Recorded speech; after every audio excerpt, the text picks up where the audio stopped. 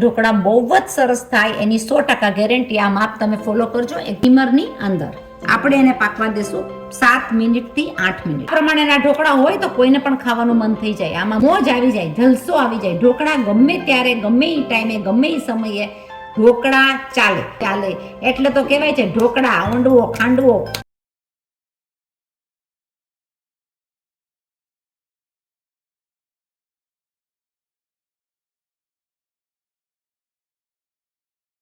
છે હવે આ ખીરું હાથમાં આવી ગયું એટલે કે ફ્રીજમાં રાખી દઈએ. આવી રીતના ખીરું કરીને અમે ઘણીવાર ફ્રીઝરમાં રાખી દેતા હોય છે.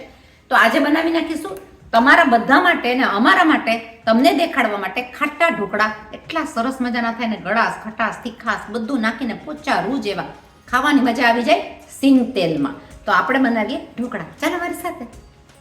તમને એક એવી વસ્તુ બતાડું જે વસ્તુ બધાના ઘરોમાં થતી હોય પણ ઘણા બધા નાના મેજરમેન્ટ અને માપની ના ખબર હોય. તો આ તમે ખાલી બાઉલ જુઓ છો ને, ખાલી બાઉલ તમને નહીં બતાડીએ, તમને બતાડીએ ઢોકળા, ઈડલી, ઢોસા, જે પણ તમે કહો એનું માપનું ખીરું કેવી રીતના બનાવો. અને એની પાછળ આપણે બનાવશું ઢોકળા. ઢોકળા એટલે ઢોકળા કહેવાય, ઢોકળા કહેવાય. જેનો શોખ અને ઈચ્છા બધાની જ બનાવવાની હોય છે. આ છે ઉકળા ચોખા. ઉકળા ચોખાના માપમાં આ જે મેજરમેન્ટ છે, તમે ગમે એ કપનું માપ લઈ શકો. એ હું લઈ લઈશ 3 ભાગના ચોખા. તમે ગમે એ ચોખા લઈ શકો.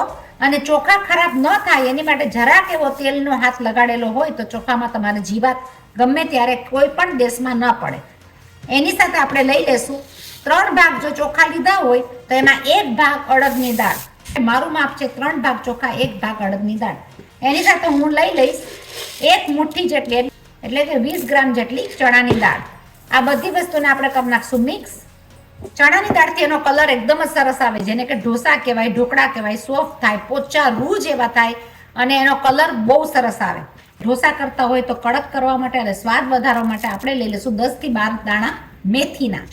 આને પલાળી નાખશું આપણે 1 રાત માટે, એટલે 7 થી 8 કલાક તમારે ધોઈને પલાળવાનું. આ વસ્તુને આપણે 3 પાણીથી ધોઈને આપણે એને પલાળી નાખશું અને પછી એના બનાવી શકશું ઢોકળા, ઈડલી, ઢોસા, તમે જે કંઈ પણ કહો. અને એકદમ ચોખ્ખા પાણીમાં ધોઈને પલાળીને રાખી દઈશું 1 રાત માટે અને બીજે દિવસે કરશું ગ્રાઇન્ડ. બીજે દિવસે પલળી ગયા બાદ આપણે નાખી દઈશું થોડું જોઈતા પ્રમાણમાં, આ પ્રમાણમાં પાણી, અને એને કરી નાખશું ગ્રાઇન્ડ. આપણે બુલેટમાં ગ્રાઇન્ડ કરેલું જુઓ તમે, આવી કન્સિસ્ટન્સી એની જોઈએ જેનાથી આપણા બધા ઢોસા, ખીરું આવું હશે તો ઢોસા, ઈડલી બધું જ બહુ સરસ થશે. આ ખીરુંની અંદર અડધી ચમચી આપણે નાખી દઈશું ખાંડ. એની અંદર જોઈતા પ્રમાણમાં આપણે નાખી દઈશું થોડું એવું સોલ્ટ. તો એનો આથો એકદમ જ સરસ આવે. કરી નાખશું મિક્સ અને એને આપણે 5 થી 6 કલાક માટે આથા માટે રાખી દઈશું. તો જોયું ને તમે, આનું ખીરું કેટલું સરસ મજાનું થઈ ગયું છે. પરફેક્ટ માપ, પરફેક્ટ ખીરું કરવાથી ઢોસા, ઈડલી બધું જ બહુ જ સરસ થાય. આપણું ખીરું થઈ ગયું તૈયાર. તમે જોઈ શકો આપણો આથો કેટલો સરસ મજાનો આવ્યો છે. એકદમ સરસ મજાનો આથો. જો આવી જારી પડે એટલે આથો બહુ સરસ આવ્યો. તમારી કોઈ પણ ચીજ આના હિસાબે એકદમ જ સરસ થાય. તો આપણો આથો બહુ જ સરસ આવ્યો છે.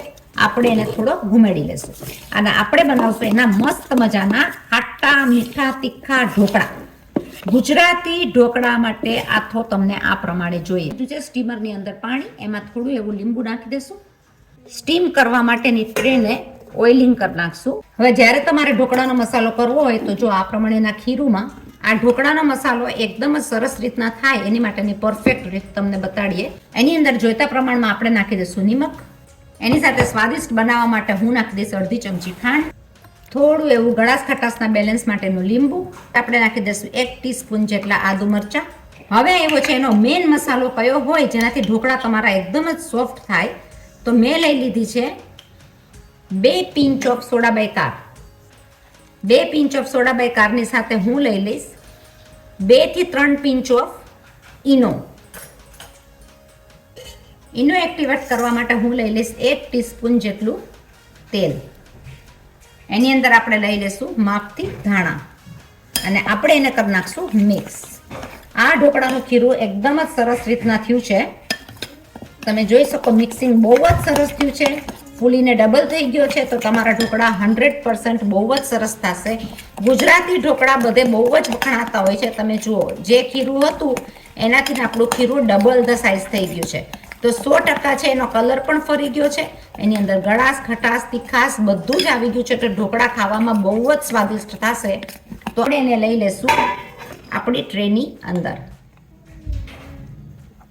જો માપ બરાબર હોય તો ગુજરાતી ઢોકળા બહુ જ સરસ થાય, એની 100% ગેરંટી. આ માપ તમે ફોલો કરજો, એકદમ જ સરસ મજાનું થયું છે. એની ઉપર ડેકોરેટ કરવા માટે આપણે નાખી દઈશું મરચાની ભૂકી. તમે મરચાની ભૂકી પણ નાખી શકો, તમે મરી પણ નાખી શકો.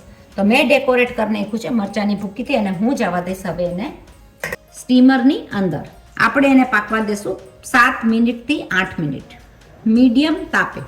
આપણે એને ઢાંકીને રાખી દઈશું અને 7 મિનિટ પછી આપણે જોશું આપણા ઢોકળા કેવા પાકીને તૈયાર થઈ ગયા છે. જો ઢોકળા કેવા સરસ થયા છે, ડબલ ધ સાઇઝ થયા, અને એને ચેક કરવાની રીત આ છે. આ પ્રમાણે જ્યારે ચોટે નહીં એટલે એ તમારા ઢોકળા પાકીને તૈયાર થઈ ગયા છે.